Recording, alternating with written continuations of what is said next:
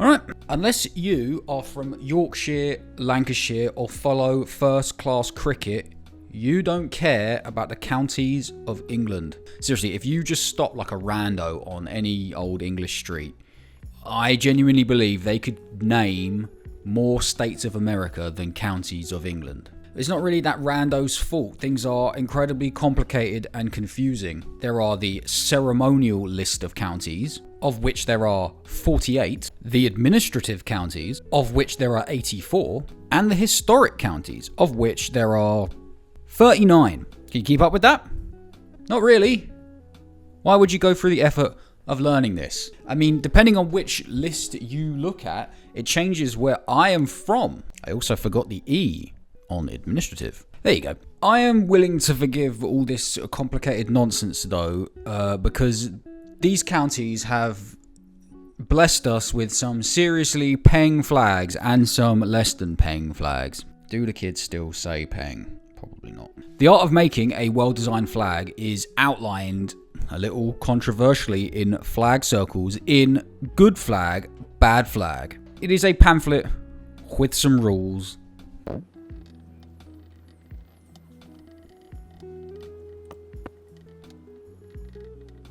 Keep it simple, nothing too complicated, nothing too complex, nothing too detailed. Use meaningful symbolism. If you're going to put like a star on your flag, have a reason for it.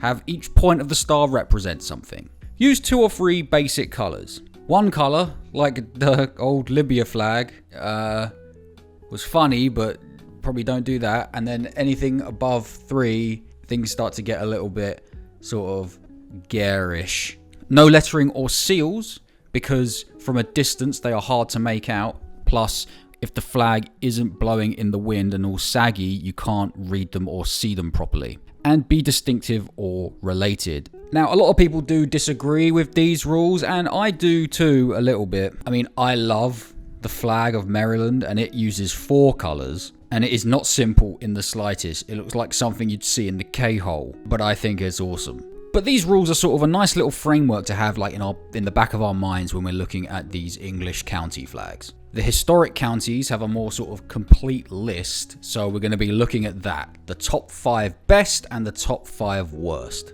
And if you're mad enough to get angry about anything in this video on the list that I'm about to produce, I'm glad. That shows passion. Go and tie your county's flag to a lamppost or something, or hang it over a motorway to show your support. The number 5 best, and we're going to be doing this like best, worst, best, worst, best, worst, to build suspense, I suppose.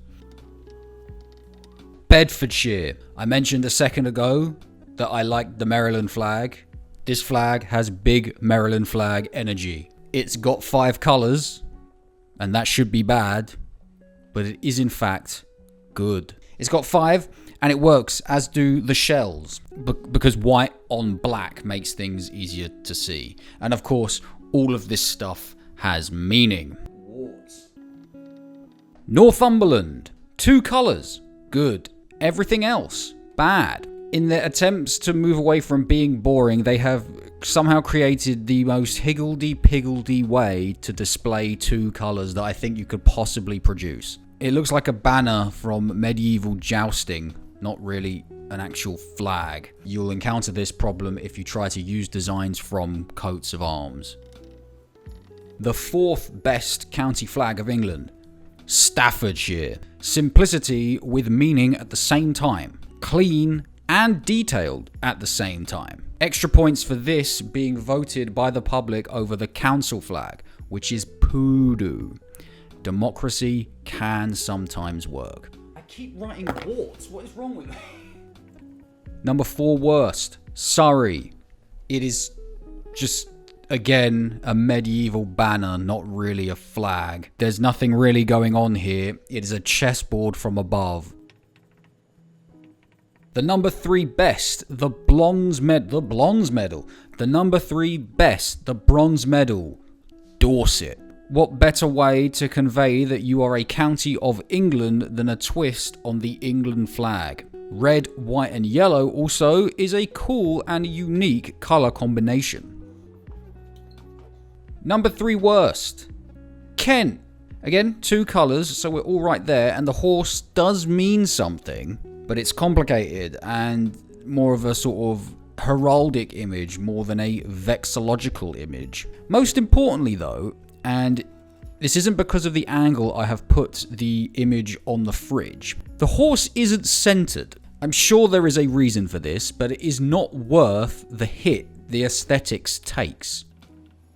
The second best county flag of England, County Durham. I don't know why you say County Durham, whereas you don't really say County Essex. There is something incredibly badass about this flag. Maybe I'm just a sucker for countercharged colours, or maybe I'm just a sucker for St Cuthbert's Cross. This is St Cuthbert's Cross, by the way. Maybe that is sort of inherently badass. Or maybe I'm just impressed by the amount of sort of nuance here they've gotten from just 2 colours. It's a good flag.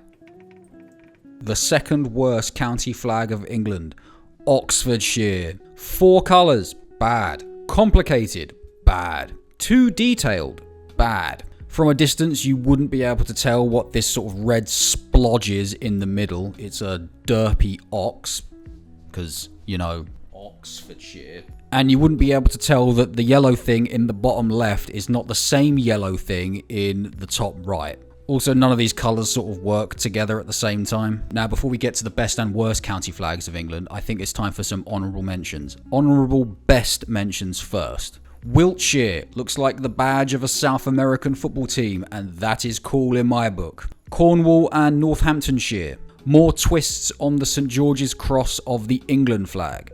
Cornwall docked a few points for just being black and white, which is a bit too bare for a flag. And Northamptonshire docked a point for the seal in the middle that sort of clutters things up a little bit. Westmoreland, intricate and detailed beyond belief, but I don't really care. I think it works here because the gold tree thing is enormous on the flag. Okay, now, honourable mentions for the worst flags. Rutland.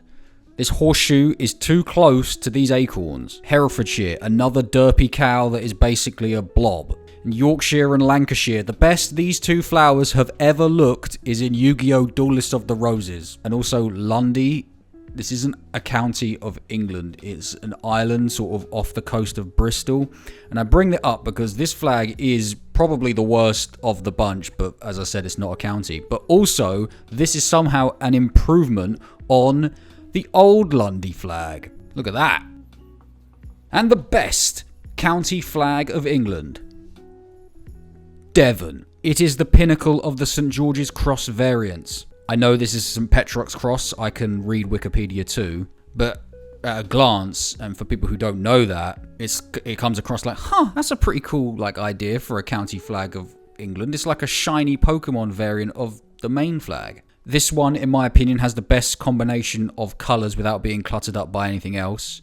White, black and green is so cool and quite unique. And no, I did not give this flag the #1 spot because I happened to be writing the script for this video whilst in Devon. I have some integrity. And the #1 worst county flag of England, Leicestershire.